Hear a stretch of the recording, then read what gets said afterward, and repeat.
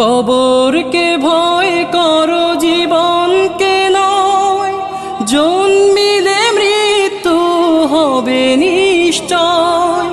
কবরকে ভয় করো জীবনকে নয়, জন্মিলে মৃত্যু হবে নিশ্চয়। তখন আমি চেয়ে রব, তখন আমি চেয়ে রব শুধু তোমারই তরে। ডাকবে না কেউ নাম ধরে, যখন আমার বিদায় বেলা এসে যাবে, তখন আমায় ডাকবে না কেউ নাম ধরে।